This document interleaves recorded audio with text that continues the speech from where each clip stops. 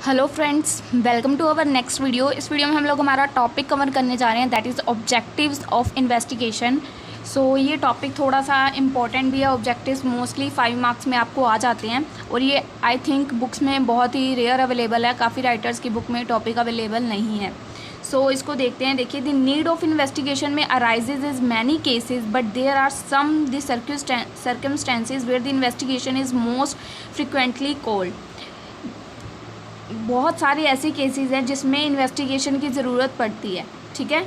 Many cases arises in investigation but there are some, कुछ ऐसे circumstances में जहाँ इन्वेस्टिगेशन की बहुत ज़्यादा नीड हो जाती है कि हमें इन्वेस्टिगेशन करनी ही पड़ती है। कैसे, कौन कौन से केसेस हो सकते हैं, कब कब हमें इन्वेस्टिगेशन की ज़रूरत पड़ती है, नीड पड़ती है। बेसिकली ऑब्जेक्टिव क्या है इन्वेस्टिगेशन का, that is our topic.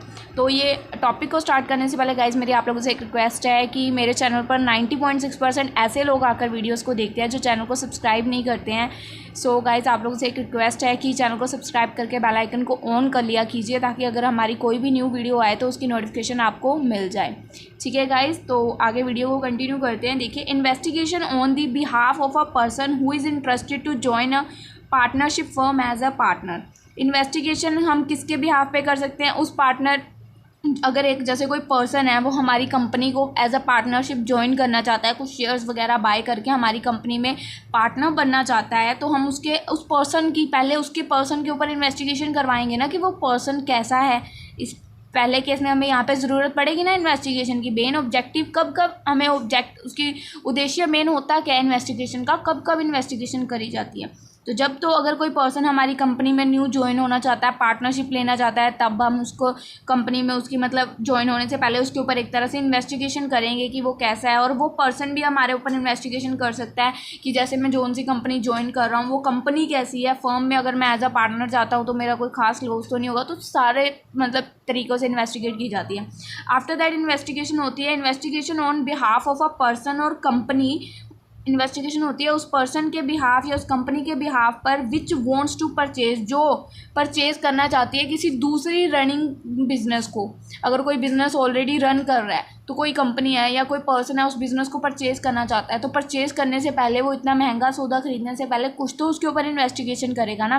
That is second objective कि वो पहले उसके ऊपर जो रनिंग बिजनेस वो परचेज़ करना चाहता है पहले वो उसको चेक करेगा, दैट इज़ एग्जिस्टिंग, मतलब वो एक्चुअल में एग्जिस्ट भी करता है या कोई फ्रॉड कंपनी है जो बोल रही है कि इतना इतना बिजनेस आप इतने पैसे दे दो और बाद में बिजनेस जगह ही गायब हो। ठीक है। थर्ड पॉइंट है investigation on behalf of a person who wants to lend money to business and is interested to know its financial position। जो अपने बिजनेस को चलाने के लिए पैसे उधार लेना चाहता है, वो जैसे अगर कोई पर्सन है कह रहा है कि मैंने बिज़नेस चलाना है, मेरे को पैसे उधार पे दे दो, तो उसके ऊपर भी तो इन्वेस्टिगेशन होगी ना। किसी को भी, जैसे अब बैंक से हम लोग लोन लेने जाते हैं तो बैंक पहले हमारी फाइनेंशियल पोजीशन चेक करता है कि हम लोग लोन वापस कर भी सकते हैं कि नहीं, उसी अकॉर्डिंग हमें मिलता है। सेम इसी तरह से हम लोग उसी पर्सन के ब्याह पर हम लोग ये चेक कर सकते हैं कि जो पर्सन हमसे मनी उधार ले रहा है उसकी फाइनेंशियल पोजीशन कैसी है, इन फ्यूचर वो हमें रिटर्न कर पाएगा हमारे पैसे या नहीं।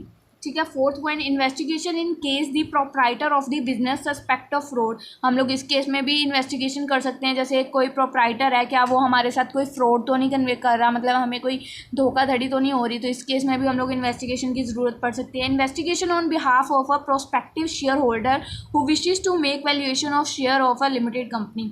उस पर्सन के बिहाफ पे भी इन्वेस्टिगेशन हो सकती है जो हमारे कंपनी के शेयर्स को परचेज़ करने के लिए मतलब इच्छुक है, जो चाहता है हमारे कंपनी के शेयर्स परचेज़ करना। ऑब्वियस है हम किसी पर्सन को कंपनी में लाने से पहले उसके ऊपर इन्वेस्टिगेशन करेंगे अगर हम लोग उसको कंपनी का हिस्सा बना रहे हैं, और अगर कोई पर्सन हमारी कंपनी का हिस्सा बन रहा है तो वो भी हमारी कंपनी के बारे में इन्वेस्टिगेशन करे। तो इन केसेस में हमारी मतलब ऑलमोस्ट इन्वेस्टिगेशन की ज़रूरत पड़ती है। मेन यही बेसिक ऑब्जेक्टिव्स होते हैं, उद्देश्य यही होते हैं इन्वेस्टिगेशन के, कि मतलब रियल फेस, अगर कोई कल्प्रेट है तो उसका कल्प्रेट का पता चल जाना कि ये पर्सन कल्प्रेट है, और अगर कोई सही है तो सही पता चल जाना। ठीक है। मेन इन्वेस्टिगेशन में यही निकल के आता है कि अगर कोई इन्वेस्टिगेशन करवाता है कि ये पर्सन सही है आप इसके साथ कर लो काम, नहीं सही है तो मत करो, इसी वजह से इन्वेस्टिगेशन करवाई जाती है। अब देखिए, N investigation under the Indian companies act के अंडर ये स्टैट्यूटरी इन्वेस्टिगेशन करवाई जाती है, मतलब कि उसकी पोजीशन देखने के लिए कंपनी की कि वो कंपनी कैसी है, उसकी एक्चुअल पोजीशन इस टाइम पे कंपनी की पोजीशन कैसी है। अगेन वही पॉइंट्स है, to ascertain the financial position and earning capacity कितनी है उस कंपनी की, चेक करने के लिए इन्वेस्टिगेशन करवाई जाती है। टू इन्वेस्टिगेट व्हेन फ्रॉड, जब कोई फ्रॉड हो रहा है प्रोप्राइटर के थ्रू तब इन्वेस्टिगेशन करवाई जाती है। To investigate on behalf of income tax authorities के बिहाफ पर इन्वेस्टिगेशन करवाई जाती है कि जो उसकी टैक्स लाइबिलिटीज़ बनती है कि वो क्या कर रहा है, पे कर रहा है, छुपा रहा है, कम शो कर रहा है, कुछ भी है। Investigate for the purpose of lending money, भाई उधार देने के पर्पस से पहले उसकी एक बार इन्वेस्टिगेशन करवाएंगे कि जिसको हम उधार दे रहे हैं वो कैपेबल भी है हमें फ्यूचर में इन रिटर्न करने के लिए। अब ये कुछ थोड़ा सा ऐड ऑन किया है, देखिए मैंने। Objectives for each investigation will be different. Her investigation में उसके ऑब्जेक्टिव्स डिफरेंट होंगे। किसी में हम लोग उस पर्सन के बारे में पता कर रहे हैं, किसी में हम उसको उधार दे रहे हैं, किसी में शेयर्स के बारे में जांच पड़ताल की जा रही है। हर चीज़ में ऑब्जेक्टिव्स अलग अलग हैं हमारे, ठीक है। मेक श्योर जब भी आप कोई गोल सेटिंग या कोई ऑब्जेक्शन सेटिंग कर रहे हो, is one of the first thing you do when you receive a complaint और एलिगेशन। जब भी आपको कोई इन्वेस्टिगेट करने के लिए केस आता है, जब भी आपको कोई इन्वेस्टिगेशन करने के लिए केस आता है, आपको फर्स्ट थिंग क्या करनी है, उसके पहले ऑब्जेक्टिव्स चेक करने हैं, क्योंकि हर किसी के इन्वेस्टिगेशन के ऑब्जेक्टिव अलग अलग हैं, ठीक है ना। आप लोग अगर ध्यान से अगर आपने देखा हो, इसमें हम लोग पर्सन के ऊपर कर रहे थे इन्वेस्टिगेशन, वो हमारी कंपनी ज्वाइन करना चाहता था। इसमें जो हमारी रनिंग बिजनेस को कोई परचेज कर रहा है, अलग अलग। इसमें कोई उधार पैसे लेने चाह रहा है, तो अलग अलग ऑब्जेक्टिव्स थे हर केस में। तो फर्स्ट थिंग आपको क्या करना है, first thing you do when you are receive a complaint और एलिगेशन, आपको उसका ऑब्जेक्टिव देखना है कि मेन उसकी इन्वेस्टिगेशन के लिए ऑब्जेक्टिव क्या है। क्योंकि जब आप उसकी इन्वेस्टिगेशन की रिपोर्ट तैयार करोगे तो उसमें आपको मेन पहले ऑब्जेक्टिव बताना है, किस पर्पज़ से आपने इसकी इन्वेस्टिगेशन की। इस केस की कोई पर्पज़ था, कोई क्लू था, कुछ आपको ऐसा एविडेंस था कि इसमें कुछ गलत हो रहा है, तभी आपने इन्वेस्टिगेशन की। After that setting objective at the outset of N investigation gives you direction. अगर आप एक ऑब्जेक्टिव आपको पता चल जाता है, अगर आपको सेट कर लेते हो कि इसी ऑब्जेक्टिव की वजह से मैं इस केस को सॉल्व कर रहा हूँ, तो बेसिकली आपको आगे उस केस को सॉल्व करने के लिए एक तरह से डायरेक्शंस मिल जाएंगी आगे जाने के लिए।